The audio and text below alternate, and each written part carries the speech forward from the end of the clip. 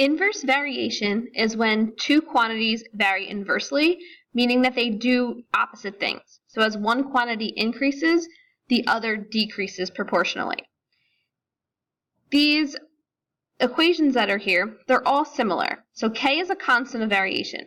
So in order to find k in an inverse variation, you would multiply x and y together to get k. And then y equals k over x, or x equals k over y, or other equations. If you solve them, they all equal the same thing. So they're all relative to xy equals k. If it's a direct variation, a direct is going to be when they both do the same thing. So as one quantity increases, the other increases. As one decreases, the other decreases. So for direct, you would have k equals y over x, because y equals kx. So we're going to look at some examples of them. Those are the main things you want to make sure that you're aware of. Is that inverse variation, to find the constant, you're going to multiply. But then when you set it up as an equation, it's division. So these two you want to kind of focus on here. And then with direct variation, to find the constant, you would divide the y and the x. And to write your equation, you would set up as y equals kx.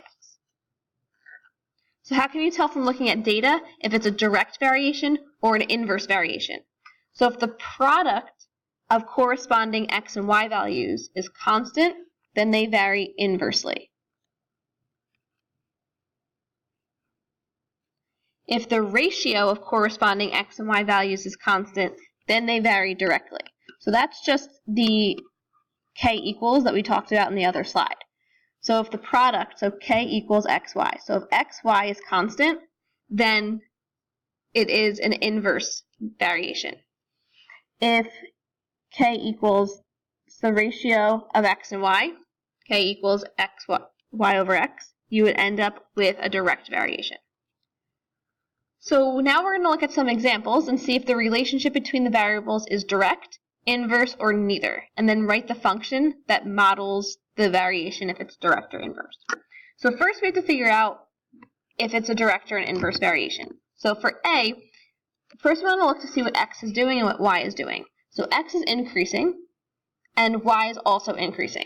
So I'm going to say x increases and y increases.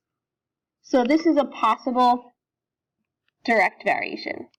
So it's possible that it's direct because they both are doing the same thing.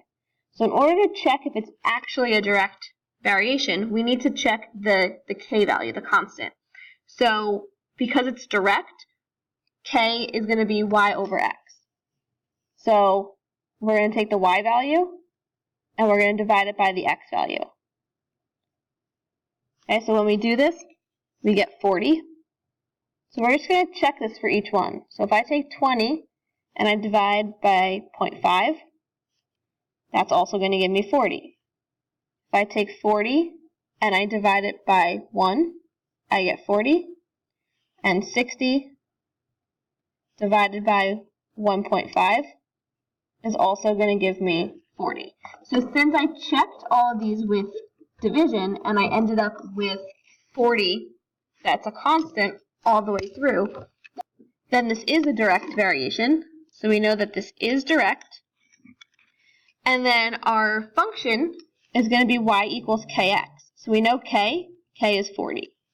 So y equals 40x is going to be the function that models that. Now for B, x is increasing, y is decreasing. So since they're doing opposite things, this is a possible inverse variation.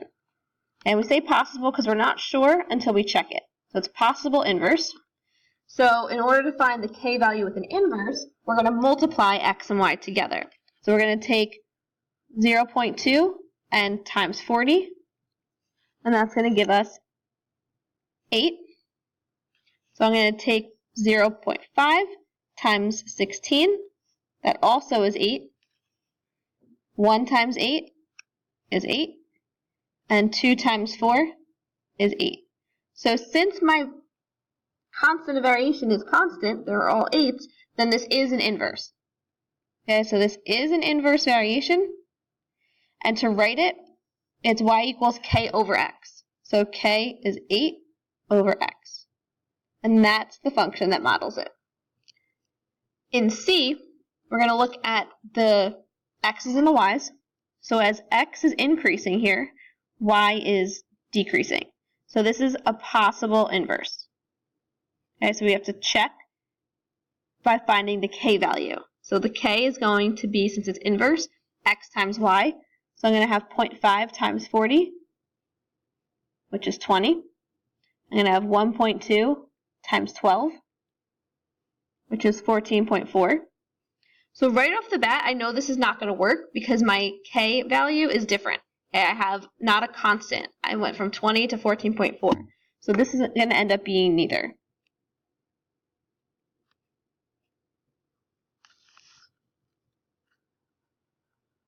Okay, so is the relationship between these variables, again, direct or inverse or neither?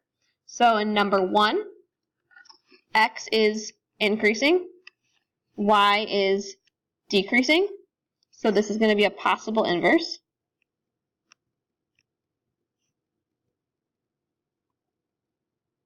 So we're going to check by dividing. Nope.